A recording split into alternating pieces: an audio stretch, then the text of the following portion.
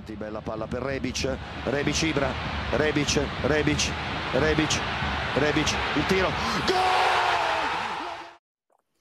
Hello everyone and welcome to another episode of the SempreMilan podcast. I'm your host Ollie Fisher, joined by the returning Gian Mario. Hey up lads, you alright? It's good to be back. And Stefano. Good to be back, good to be back. I'm outnumbered. Not Didn't in think the this through, did I? department. Didn't think this through. Yeah, that's true. Stefano, respect for going neutral, but me and Gian have decided no, it's time. So yeah, a bit of context. We're recording this a day in advance because we all have prior commitments tomorrow, shall we say? When England take on Italy in the Euro final, we'll talk a little bit about it at the end of the episode and give our predictions and stuff like that. But it should be fun. You know, it's the final that we probably all wanted, and it should be a good day. And I think the country will come to a standstill for it. And we might get a bank holiday out of it. Who knows? We'll see. But yeah, first of all, let's talk about some Milan news, shall we? This is one of those where, you know, the Mercato's moving now, finally. We're starting to see some things happen, which is fantastic. Done deals, players that have signed on a permanent basis, but then also some operations that are set to be completed next week as well. For all those people who were moaning that the management can't get anything done, negotiations are dragging on. I can't think of anyone in particular, but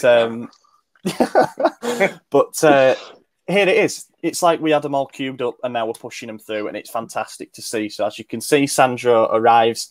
That's the starting topic. We knew this was happening. We talked a bit about it last time, but Tonali has arrived on a permanent deal. He's signed until, was it 2025 or 2026? 2025. 2025, yes. 26, I think they did. Was it? I thought they were doing the whole 4-year deal thing. I don't know if it was. No, I think they've given him 5. Oh, okay, interesting. I'm sure it's 2026. Oh, fair enough. Anyway, one of those ones. 5-year deal. 5-year deal, so it's until 2026. Oh, 5-year deal. Oh, fantastic. Yeah. Even better. Yeah, that is really good. So the operation is as follows. 10 million paid loan, which has already been done. So it was meant to be a 15 million option to buy and 10 million in further bonuses. It's actually ended up being 6.999 million 999 euros. Plus 3 mil in potential bonuses, plus Giacomo Olza going the other way from the Primavera, but we retain a buyback clause on that, on him. So the reason that it's not 7 million euros is because Massimo Trellino might be the most superstitious man on the planet. He doesn't want the total fee to be 17 million because he considers it an unlucky number. And we weren't allowed to announce his signing on Tuesday because he considers Tuesday to be an unlucky day. So we had to do it on Wednesday. So that's just two quirks of a deal that feels like it's been a long time coming. Perhaps one of the most important things in a summer which we've already seen number 99, and Çalhanoğlu, I don't know what we're calling him, the traitor, whatever. Twat, yeah. Leave for more money elsewhere. Sandro Tonali has decided to take a pay cut to join us. He was originally going to get 1.6 million net per season. That's what the reported amount is. He's going to be joining on 1.2 million net per season. We'll come on to Calabria's renewal as well and the gesture behind that. But do you think that is like just exactly what you want from a player? You know, someone who proves that they want to be here, they're committed to this club, someone who says they support the club and actually, you know, there's actions to back up the words. Happy? Go first. Yeah, go first. Yeah, over the moon about it, to be honest. He's shown his true colours, shown his love for the shirt, and in a period where we're going through players, not much loyalty left in football, and he's shown a lot of loyalty now by signing, taking a wage cut to make his dream come true, and I think he's going to be a pillar of our future, really. Mm-hmm. Yeah, spoke about it last week. I think it's a good point. Like, you know, regardless if people look at it as cheap from the club, banking on the fact that he loves the club so much. Yeah, at the end of the day, smart business. You know, Maldini knew what exactly he had to work with. The fact that there wasn't really many other buyers from the rest of Italy. Tonali didn't really want to go to anywhere else. He's young enough to also understand the situation and also the love for the club to take a pay cut. It's all it was all win-win. You know, it's a fantastic deal, and it's fantastic that he was willing to also take a pay cut, because I would have understood if he wanted to keep the 1.6 salary, because I think it's pretty fair for someone of his quality. But also at the same time, I think because he knows of his age and he isn't a first teamer yet, he understands that there's potential to earn more as his career develops, and potentially we may see a player go and he might get that first team spot, and thus the salary will come with it. So yeah, I think it's a fantastic deal. I think the best thing about it being a 5-year deal is we don't need to worry about giving him a contract extension on our terms till 2026. And by that point, hopefully we've won a couple of trophies, been in the Champions League for the next 5 years, and we can give him the big pay rise that he'll deserve, hopefully by that point. Anyway, and he should get a lot of game time this season, especially in January, providing he's not injured. When Kessie and Benacer go to the Africa Cup of Nations, he may be able to cement a starting role. Definitely.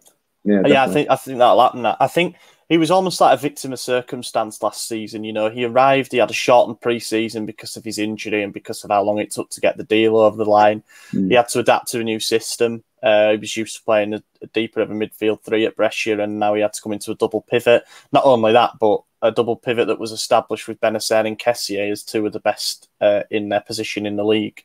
But we saw a bit out of him towards the end of the season, and I think that there was never going to be any doubt that he would stay regardless of what the terms of the deal was.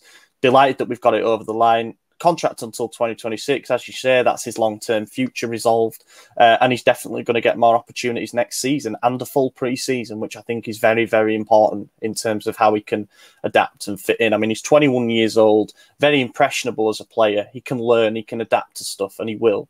And I think we'll see him come back next season as a different player to what we've seen. I really do. It's just natural, isn't it? You give players time to prepare, to learn a system without the pressure, like it being full-on game pressure to start with, which is what it was. Then they're going to be all the better for it. And I'm looking forward to seeing him next season.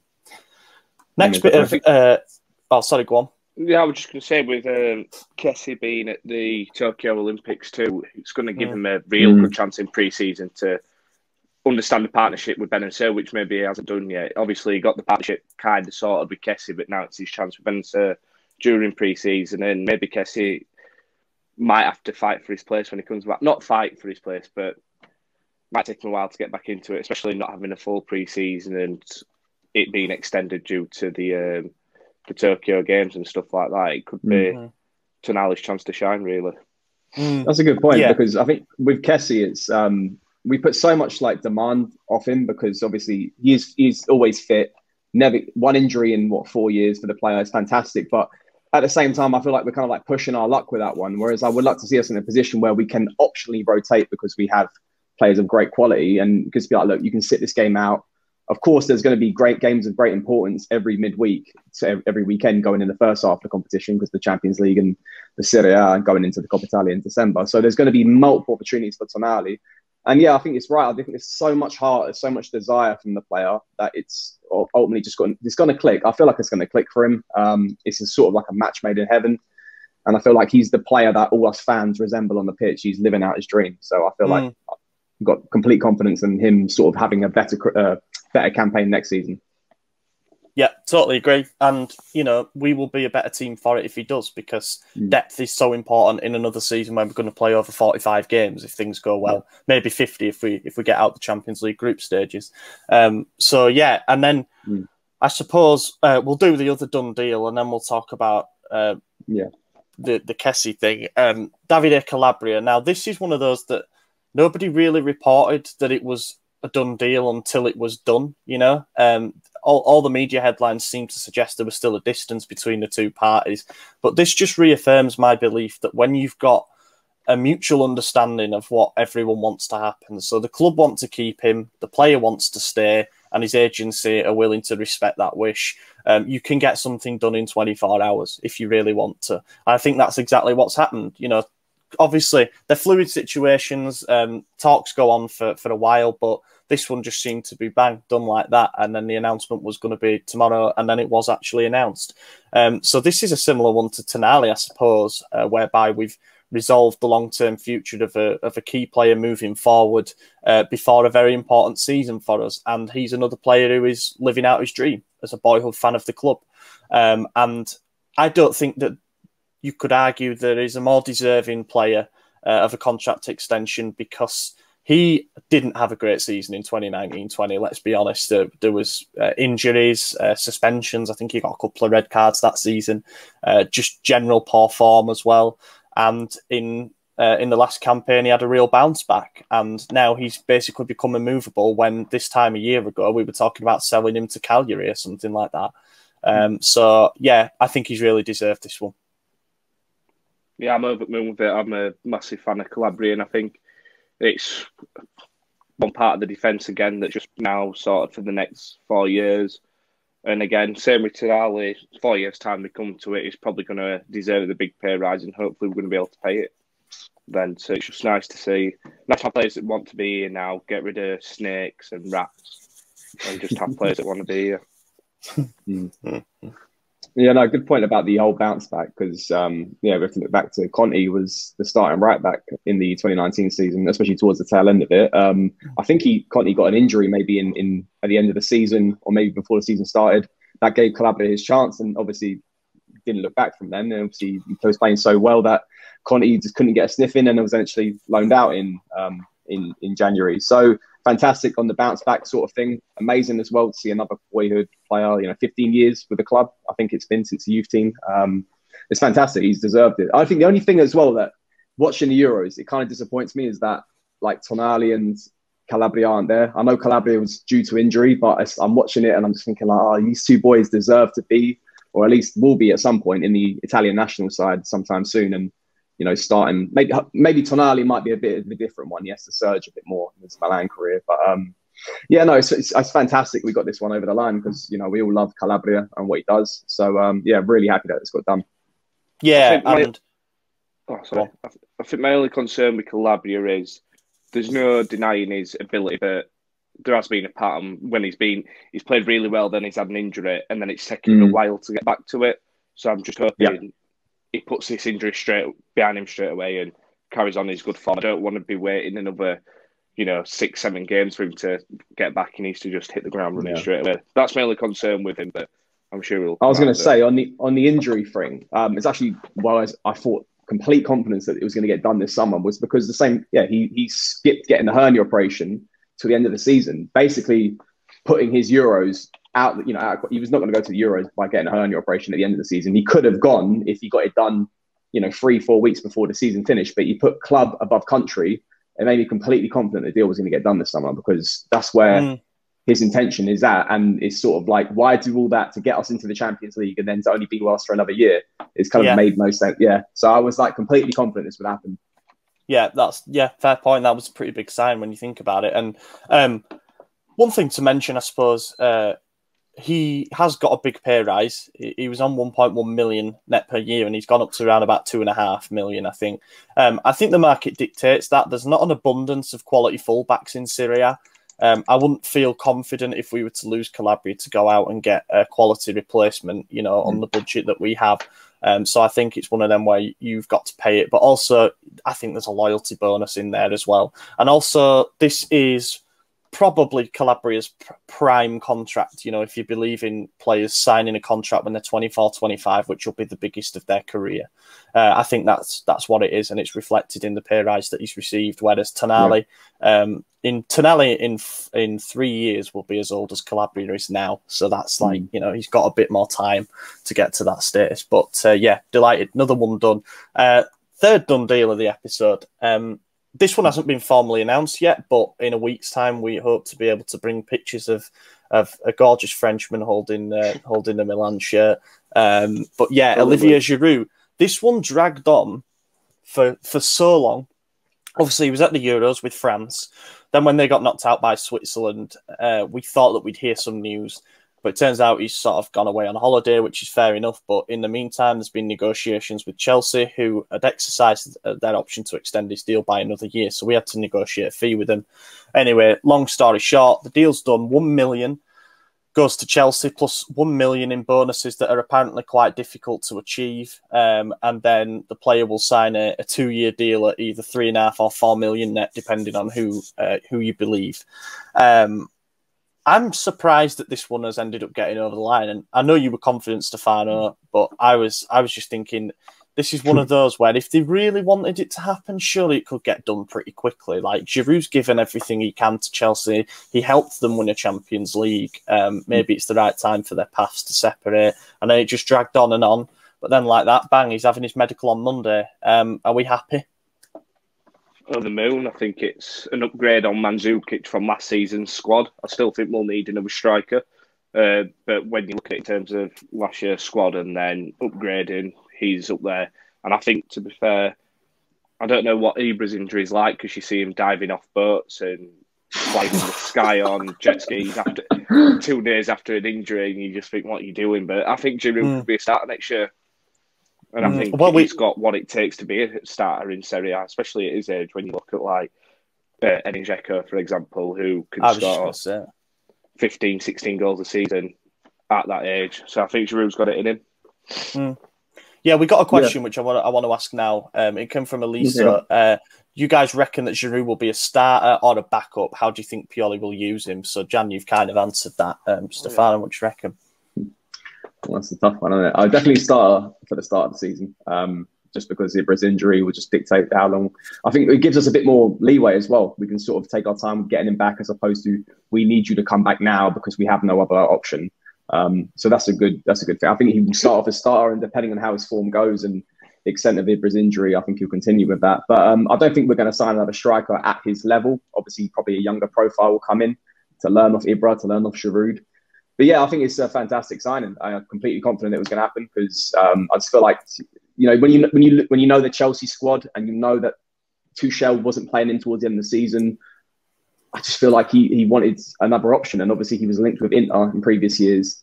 A move to Italy was probably wanted for him, and Milan are a more appeasing option now, because we have space for him to come into the squad, be a potential first teamer. And also, you know, we've got the Champions League to offer. So, yeah, I think it's win-win for all parties, really. Chelsea get a little bit of money. We get a Champions League, you know, bona fide Champions League player, plays near enough in every competition. It was pretty much a starter for France until Benzema came back. So I don't think we got to look at it with different goggles to what Mandzukic was coming back to Europe, because, you know, he was obviously out in China, I think, and he came back. It was Qatar even, yeah. So obviously, you know, you have you come back to a much more competitive style of football, and I think Giroud's just never lacked off that. And you can speak to any Chelsea fan, they will heap praise on him. He scored important goals in important games, near enough fit, quite most of the time, despite his age, and he'll give you 100%, and he never complains, regardless of his whether he's the second striker or the third striker. And that goes all the way back to Arsenal fans as well. They say the exact same thing. So it's fantastic. Yeah, I totally agree. I think Giroud is a player. He's a striker who's got a lot to give. He may be 34 years old, and he may turn 35 during the next season, but he's never been blessed with bags of pace, so it's not like he has that to lose. And I think Jan's, you know, allusion to Edin Dzeko is pretty bang on. He was a player who came from winning trophies in the Premier League and made a big impact, because he is one of the most streetwise footballers, and I think Giroud will be the same. He contributes so much to the teams that he's in, be it France, be it Chelsea. As you say, nothing but a professional attitude. He's just got on with his job, head down. And I think in terms of what his role will be next season, I'd be interested to see what he does at the start of the season. I don't think we'll rush Ibra back. I don't see why we should rush Ibra back, because I think it could be a big mistake if there are some doubts about his knee injury. Obviously, it had to be operated on, and the initial recovery time was 8 weeks. So I'd say give him 10 weeks, you know, rather than let's try rushing back after 7. That doesn't make a lot of sense to me. So that makes me think that someone like Giroud could be our starting centre forward heading into next season. And then if he hits the ground running, who's to say that he doesn't become, you know, the more regular starter in Serie A, and Ibra's the option in other games. And you know, the thing with Giroud is what Ibra said about him is correct. He was asked what he would think about Giroud arriving, and he said, we need players like that. We need players who have won things and know how to win things. And it's half mentality, half what he'll bring in terms of ability. The mentality element of it is huge. He's a world champion with France. He won the Champions League last season. He's won other trophies at other clubs during his career. that is so big for a young group, and particularly a young group of forwards that we have. You know, you've got Brahim Diaz, 21, Salamanca's 22, whoever the new right winger might be, but then you've got Leao and Hauger if they hang around. These are young players who will thrive off having a centre forward who is expert at build-up play and can just raise the levels in training. So I'm looking forward to having him here, and it's such a cheap deal. You know, if you just factor in net salary, the whole lot comes to less than 10 million, and it could be worth its weight in gold, to be honest, with what he brings. Right, next one. Let's go on to rumours now. I mean, Brahim Diaz, we'll probably talk about next week. That's expected to be completed next week as well, but there's so many different figures being reported around. I think we'll hold on until that one gets done next week and talk about that then. The other thing to talk about, which is kind of dominating the media a little bit at the moment, is Kessier's renewal. Now, I think it's of paramount importance that we get this done before the new season starts. I know he's got to go to the Olympics. I would actually try and get it done before the Olympics so he can go there with peace of mind and come back and everything's already sorted. I don't know if it does get done before the Olympic Games in Tokyo. I could be wrong, but I think, hasn't he already started travelling there? Because he'll have to do the bubble and all that before they arrive, because Japan are pretty strict at this. So, and he's not at PC now, is he? I think that the football runs until August, but it starts in a couple of weeks, doesn't it? Yeah. And then it could run until early August. So he'll still get 3 weeks when he comes back because he's not having a holiday before the season starts. But it'd be good if we can get things, agreed as soon as possible. The latest reports suggest that we're willing to satisfy his demands of 6 mil net per season, whether that's fixed plus bonuses or whatever it might be. We talked about this a bit before earlier, but I think that I've said this phrase so many times and people must be sick of it now, but this Elliott project, if you're going to back youth players and you're going to bring them in because of their potential on low salaries, you have to be prepared to pay them when things go well. Because if you really do back your recruitment team, these young players come in, they start developing into, some of the best players in the world in their position. Eventually, their salary is going to have to reflect that. And your wage budget, yes, we've cut it massively, but we have to expect it to inflate again as the level of the squad goes up. Otherwise, what's the point? Let's just become Red Bull Salzburg. Let's sell every good player that we have. And this is one of those exceptions that we absolutely have to make. A constant 40 game per season man. Yes, he's had some ups and downs in his form over his 4 years at the club so far. But the last 18 months, he has been potentially the best defensive midfielder in Serie A. I'd probably argue he is the best defensive midfielder in Serie A. And it's right that he's going to be rewarded for it. I don't think... They were about to make an exception with Donnarumma and give him the 8 million that he wanted. So I think they will make the exception with Kessié. I just think it will be a matter of formalities and getting it done when he returns back to Milanello, and they'll just get it all sorted. Then I'm really not worried about it.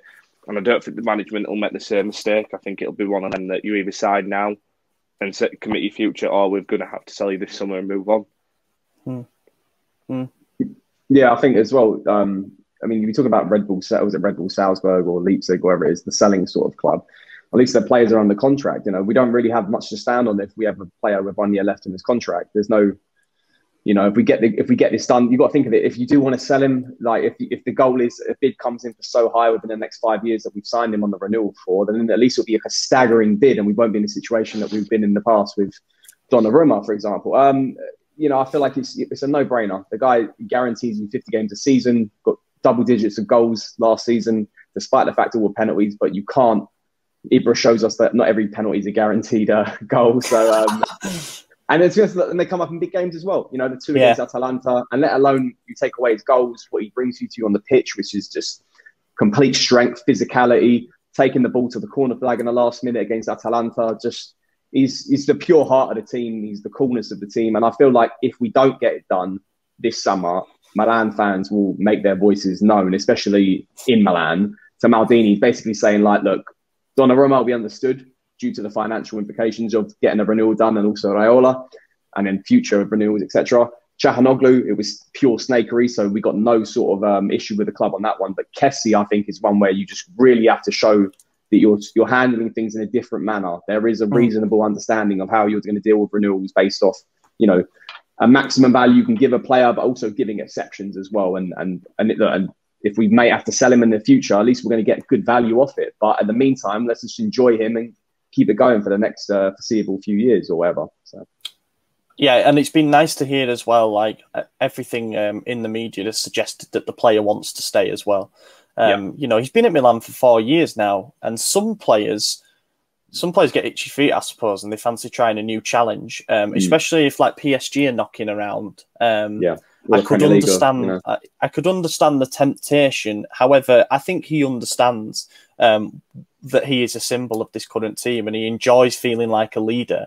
And you know, that's now going to be reflected with a nice healthy pay rise. He's probably going to triple his salary, but it's been fully earned. He's been reliable, incredibly professional, and he's the president for a reason. You know, that everyone loves him. The team love him. The squad love having him around, and it's one of those. You know, the moment that he puts pen to paper, I think so many people's minds will be at ease after that, because it's a statement of intent. You know, if losing Donnarumma was perhaps a bit of a dent in the seriousness of the project, because supposedly one of our own decided to go elsewhere in the search of getting a trophy more quickly, or in the search of a paycheck, renewing Kessie, renewing Calabria, keeping all these players that we've had is perhaps a pretty big sign that we should be taken seriously, and the management should be taken seriously. So I look forward to. I was going to say, like, you're right about him being the best DM in Italy. I think that's a no-brainer right now. If you're going to base it the last 18 months, he is. He was in many teams, people's teams of the season. And I think if you look back at Donnarumma, you'd probably say he's the best keeper in Serie A. And so obviously losing him on the free is a bit harsh, but you understand about the what happened there, the financial, and obviously Raiola. And we've got a good replacement in as well. To then think about in a year's time losing the best DM in the league, and probably Calabria is the best right back. You need to handle those two negotiations very carefully, because losing all three would be absolutely criminal. But luckily, we've got Calabria over the line. Donnarumma, you just sort of understand the situation there. But Kessie, I think, as well, just bag that. So there's 2 out of 3 that you sorted. Yeah, and then there will be others to discuss as well. This is the thing with it now, and I do understand the worries of those people who have said, once you start handing out those big salaries to certain squad members, others are going to be knocking on the door and saying, where's my slice of the pie? I wouldn't be surprised if we negotiate a renewal with Teo, for example, that gets him on the par with Calabria in terms of what he earns. I think Simon Kjær will probably get a bit of a pay rise as well, because his contract runs out in 2022, but it sounds like there should be no problems extending his stay either. And then you look at players like Benacer as well. He's probably going to be thinking, you know, hang on, my midfield partner is on 6 times what I'm on. I'd like a little bit, but that's what comes with it. You know, we make a technical and economic evaluation on every single player within the squad, and the management must know that having lost 2, I say valuable assets, people might say Hakan has no value, but you know, they have a market value. You lose them for free. You can't afford to do it with the others, and you need to protect that core of players, especially the young ones are going to be here for many years to come. So it's good news on every front, really. You know, we're bringing back players who we've had on loan, we're signing players permanently, renewals are getting done, and pre-season's only just started. So that is all good. Yeah, no doubt we'll have a couple more deals to discuss next week. One thing I do want to mention while we're on the Mercato rumours topic, it does sound like we're after another young striker as well. And it might be Caio Jorge, or Jorge, I guess you would pronounce it, from Santos. He's 19. I think he's Brazil under-21 international. I don't know much about him. I haven't seen much Brazilian domestic football, unfortunately, because the games I have seen are mental. They're brilliant to watch.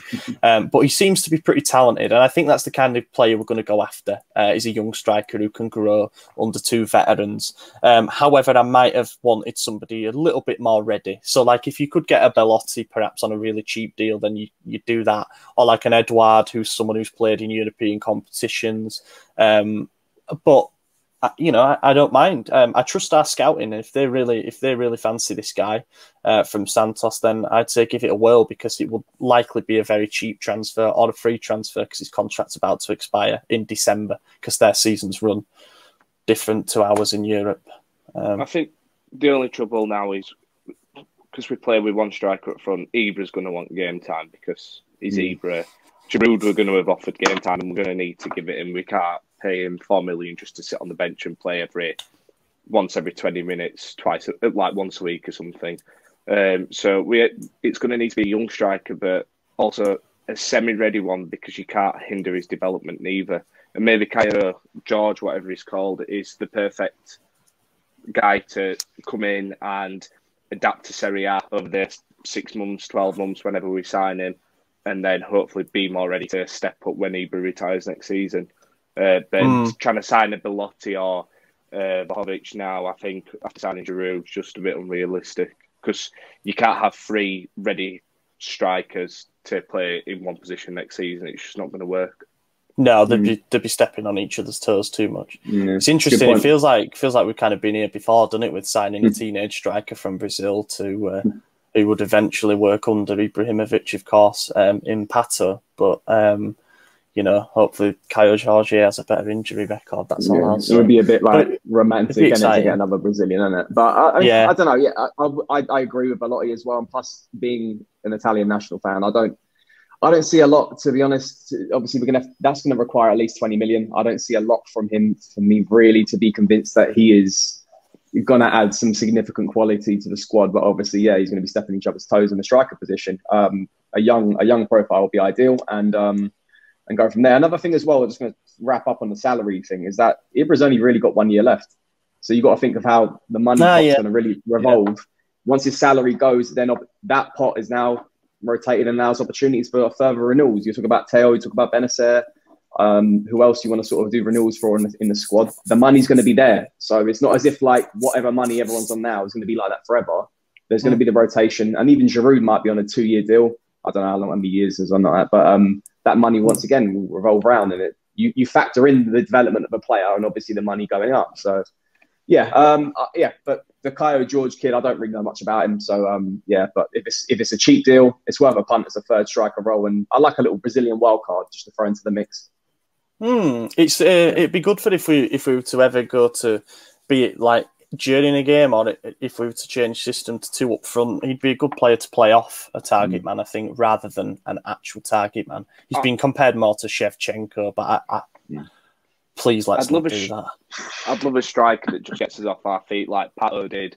Mourinho kind of did it, because I suppose Leao is sort of doing it now, where he can set players on, but we don't have anyone in the team with a bit of flair that just wants to drive at opponents and ain't scared of losing, not taking on his man. But I just want someone to get us off our feet, because football we play is exciting, but we just need a bit of flair now in the team. Like with Pato, I've never seen a goal since, you remember that one he scored against Barcelona in like the first 20 seconds?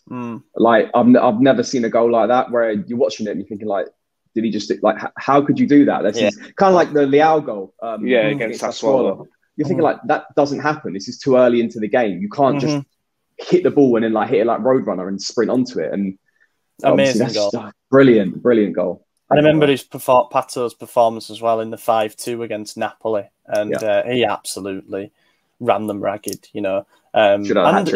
What you say as well about us not having a player at the moment who's not scared of driving at his man and trying to beat them in isolation is true. I think back to the last title-winning team, how frustrating Robinho was to watch at times, but when he got it right, it was a goal. That was the thing, and he scored double figures that season. Even Cassano could drive the players from time to time. He was a great signing at the time. He got us over the line. Robinho reminds me of, and it's actually quite fitting because you're wearing his shirt, Raheem Sterling. Like, he is, obviously. I know what you mean. They both miss sitters, frustrating to watch, but once they're clicking and they can run at the right back that they're just marking them, they are absolutely fantastic and unplayable. But he's absolutely frustrating. But Robinho just we need a player like that. I feel like Leao could be that. Leao really could be that, but something's missing at the moment. But I hope he can click. If he does stay, I really hope it can click. So I don't want it to be I'm pro selling Leao. I do want to give him some chances, but he needs to click in this year. Yeah, and I don't know if an offer comes in. He might fancy something new, but we'll see. There's been no movement on that front at the moment. Right, let's click the listener question thing and move on to listener questions. So Michael Gambino asks, what is the likelihood of Isco or Insigne coming into the team, and what is the amount they're willing to spend for an extra striker? Is Belotti priced out? So, I mean, we kind of talked about the striker thing. I don't think we'll allocate a big chunk of the budget towards what would ultimately be a third striker. I think we may invest an amount in a profile for the future that's interesting, but don't expect us to break the bank and now go and get Vlahovic after Giroud is going to arrive. Vlahovic might be a solution for next summer, let's say, if he fancies staying at Fiorentina for another season and developing, and then he may decide that next summer is the chance to move, and that's when we might be waiting with the big bid. And as for Isco and Insigne, I have to say I'm kind of apathetic towards both. Isco, I just feel like there's so many risks attached. He's 29 now. He's not had a good last few seasons. He earns 7 or 8 million per year. There's questions about his fitness because he's always injured. Real Madrid are actively trying to get rid of him, which doesn't seem to be a great sign. But then there is no doubting that he has credit in the bank when it comes to good performances. There's been plenty of games where you're like, whoa, this kid is pretty special, but he ain't a kid anymore. And yeah, I don't know. I would maybe explore it if the price was right to the extent that it didn't even feel like a gamble. But apart from that, I'm not too bothered. Yeah, I think for someone who watches Insigne quite a lot, I'm not so sure. I mean, he likes his one shot. He has his typical one shot where he cuts in off the left and he gets the in swinger with the right foot. It's perfect. And the goal against Belgium was fantastic, and the one he got in the group stage was brilliant as well. But I just don't know with him. He's 29 years old. I think the money involved about like plus 20 million euros. I don't know. I mean, plus we got 3 left wingers still. None of them have been sold, so I don't really want another left winger. Regarding Isco, Risco, if you want to call it that, Isco Risco. Wow, that's superb. That was awful. Yeah, I'm with you. It's too much. The salary as well. I would ideally like. I came up with my theory of the attacking mids as well. I like a plethora of players in, but it would kind of require a domino effect. If it was just an attacking mid coming in right now, I like Sabitzer because I feel like he gives you an option that's different to Brahim Diaz, pending his return back to the club. Brahim is more of like a sprinter. He's going to run at you, going to make the defenders uncomfortable. Sabitzer is much more, is part of the team, kind of like how Salamakers fits in as well. It gives you more of that, defensive astuteness, but also adding a bit of quality up front. So I like Sabitzer, and also that's some money that he's not going to be on high wages, and he's also the transfer deal might only cost about 15 to 20 million euros. Mm-hmm. I think with Lorenzo, if we sell Haug and you replace him with Insigne, it is an instant upgrade. I know age is a big factor with how young Haug is and aging Insigne is, but I think it is an instant upgrade. It's a player that does get you off your feet, because when he drives at a right back, it's fascinating to watch. I don't think he'd arrive. I don't think he's going to leave Napoli, but I would be for it. And if one of Rebic and Leao potentially leaves too, then yeah, it'd make the squad a lot better. It'd make it more like a Champions League squad. With Isco, I'd just stay clear. I do like him as a player, but it's too much of a big risk. And we're at that stage now where if we want to be in the Champions League again next season, every transfer has to be right, and it's not worth taking a risk. It has to be spot on, even if they're not, the biggest of signings, the biggest players. It just has to be the perfect player for the perfect role, just to get us another season in the Champions League. Because all the hard work we've done this last 18 months, it'll just be undone if we don't make Champions League next year, and it'll just be a massive fail, and we'll be back to square one. The number 10 signing is one that we really can't afford to get wrong. People say that jokingly anybody is an upgrade on Çalhanoğlu, the way that he played in big games and stuff. But we do actually need someone who contributes both on and off the ball. The balance of the system's important. There needs to be the link between the midfield and attack and all that. We know this by now. But they can't afford to get it wrong, because Brahim is going to have to be afforded another season of adaptation. He cannot be the starter. I don't think, anyway. I hope to be proven wrong on that, and he just, picks up where he left off. But, this is one where we need to take time, consideration, perhaps see what opportunities come up. I won't use the jigsaw analogy again, but, if it is the last piece, then excellent. And we'll see. We'll see. I still hold on to my suspicions that the name might not have been reported in the media yet. It could be Sabitzer now, but I think then it could be somebody that we're not expecting. You know, like Tadic came out of nowhere and then kind of got shut down. Yeah, you know what I mean? Something like that. Something random. I don't think it's going to be someone with a high salary. Let's put it that way. No, I don't. I don't think it's going to be Isco. I don't think it's going to be James Rodriguez, unless they make significant sacrifices for the club. So, yeah. I'm still going to stick to my guns. I think Dybala's going to come out of nowhere. I'm so convinced by it. I've just got this feeling that Dybala's going to he's just going to pop like Bonucci I really did. don't. It was like kind of like when it was one of them signings that they just couldn't afford to make. Maldini's already kind of hinted that if something comes up, then we'll take it. And I think it would be a perfect signing. But with Hakan, you've got to replace 20 goals from last season, and it is hard. No matter which way you look at it, it still contributed 20 goals to last season's, achievements. So it is hard to replace. We can't replace him with someone small, but again, it has to be the right profile too. Yeah. I'll leave it to them. We're not the experts on this. I trust Maldini to find the right guy.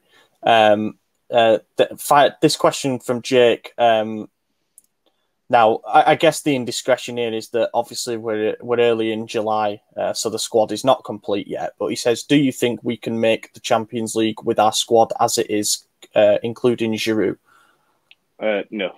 I don't. But I think then, though, you look around at the other clubs, and you think, well, Inter have just lost Hakimi and not replaced him, so they're probably looking at their squad thinking it's incomplete.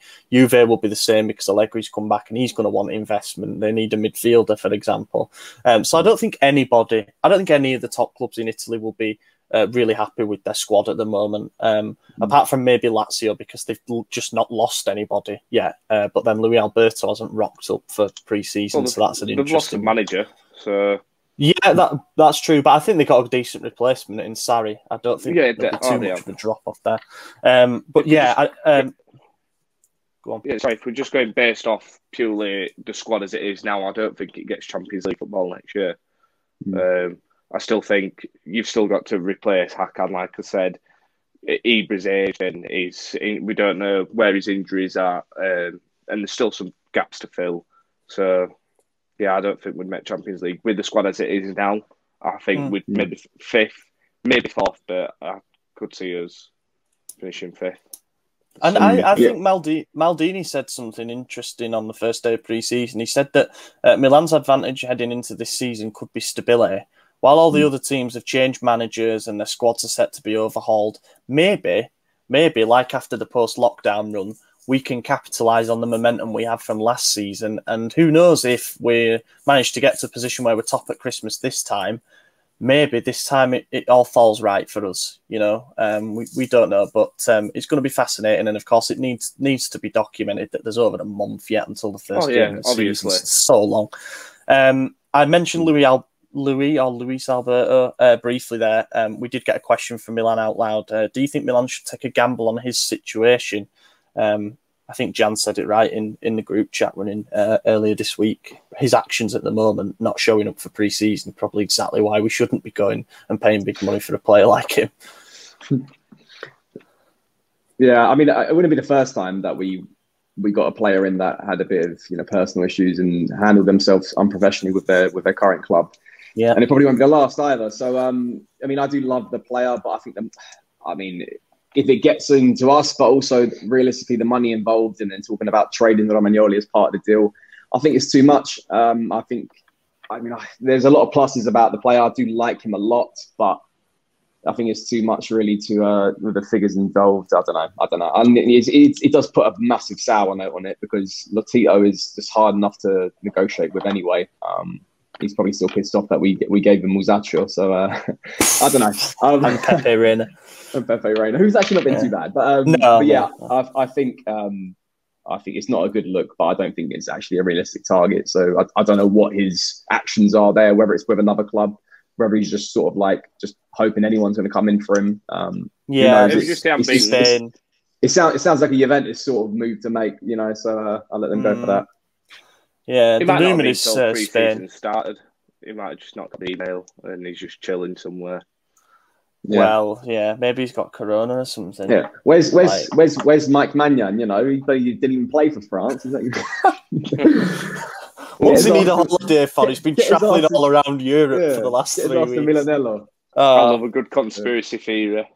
Yeah, that's a stretch. I was saying to you lads, it'd be funny if Maldini's been on the phone to Luis Alberto saying, "Here, just don't show up. We'll get this done. Don't you worry." But it sounds like he might go back to Spain. I think Sevilla or Atletico Madrid fancy that, and that can be when a player really sees an opportunity to return home, you know, return to their home country. I think that's when they can start to force it a little bit.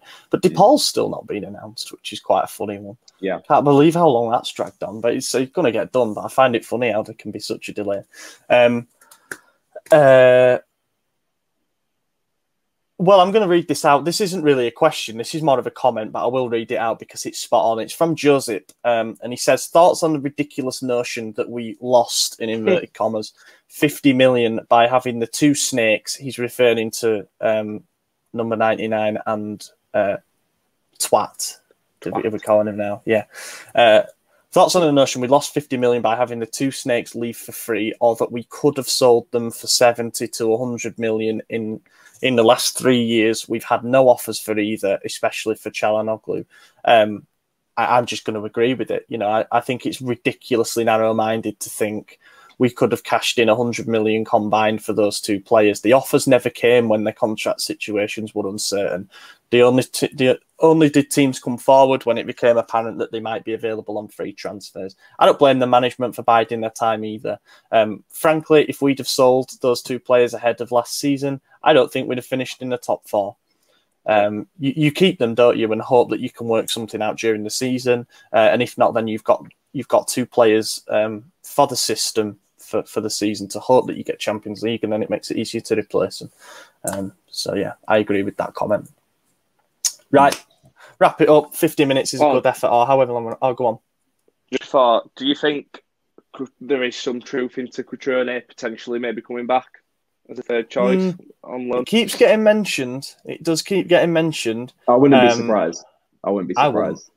I really would not be not surprised. Not to say I'm against it. I think it might not be. It might not be about. I mean, obviously his career hasn't gone in the direction that we thought. You know, most of us thought it would do especially when he's playing on quite a lot for us. But I don't know. I feel like it's not a bad shout. I think for a third role, you know, there's a lot of heart with the kid. He might come alive again, especially in the black and red. So back in his comfort zone.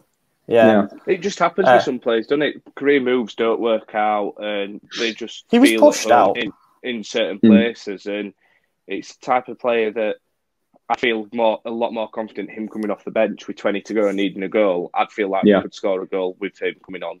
More than I would with other players. He's shown it before, and his goal scoring record really wasn't that bad with us. He was the highest scoring Primavera player in our history. I just don't think his career's over, and I really do hope he returns to us. He's still got a lot of friends here, and I think the fans would all. I think they'd all approve it eventually. Some you know, don't go back to your ex, whatever the saying might be, but. There's something there. I said when he left for Wolves, I don't think his story at Milan is done. I really don't. He said before that he hopes to come back one day. And also, it's one of those deals where if we get towards the end of the market and we haven't worked anything out, if we wanted to get it done, we could get it done in 10 minutes.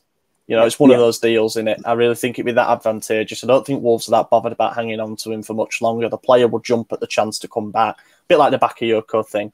I think if we don't find anything better, however you want to word it, then it's one we could click our fingers and get done. Worth keeping an eye on, I reckon. Yeah. Right. Well, we'll end with a prediction, shall we?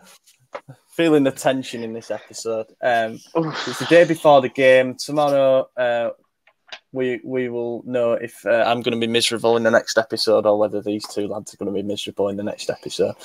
One thing I will say is that seen a hell of a lot of back and forth on Twitter, as in like straight up abuse between England and Italy fans, which I find to be a bit of a shame. I mean, I know there's a lot of unbearable fans on both sides, let's be honest, potentially high percentage of English fans that just have this superiority complex. But I think Italy's unbeaten run and what have you has their fans on their high horse a bit as well, which I think makes it a better final for it. You know, both teams have got a lot at stake here, and I hope that the game reflects the occasion. That's what I'll say. I hope it isn't what I fear it's going to be, and that's a very tense and cagey affair between two teams whose strengths really are playing on the counter. But I don't know. I think that if I'm going to put my objective head on, I'll say that if we play well and Italy play well, you know, like 7 out of 10, let's say, I think we'll edge it. But I after that Denmark game, you know, ultimately we did scrape through in extra time. I know Italy won on penalties, but it was against Spain, who've been all right this tournament. After the Denmark game, I'm a little bit worried that the occasion may get to us.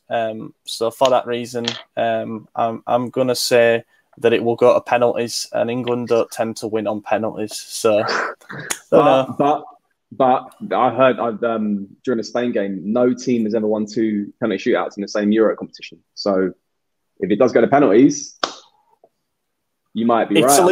Italy will be record breakers. Yeah. I think it's going to be a very, very boring 0-0 game, and I think Italy will edge it on penalties. Yes, that's just the way that I see it going. But again, I think it is favourable for England. They've got 60,000 fans there, home advantage. It is a big thing, and maybe they just edge it. But I will say, whoever loses tomorrow will go on to win the next World Cup.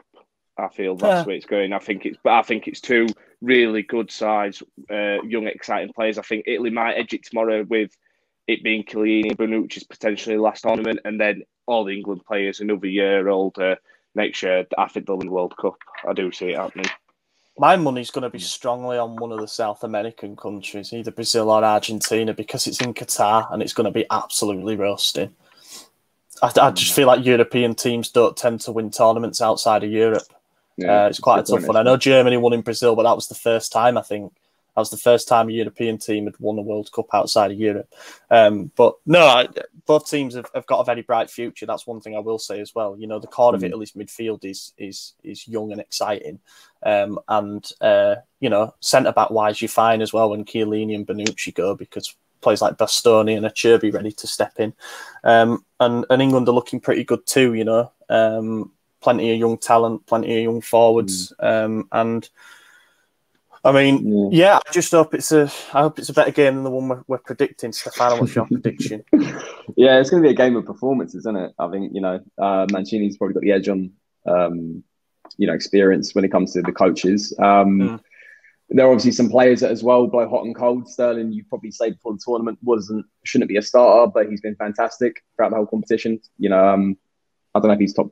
No, he's not top goal scorer for England at the moment. But anyway, he's been scoring consistently throughout the tournament, unlike Kane.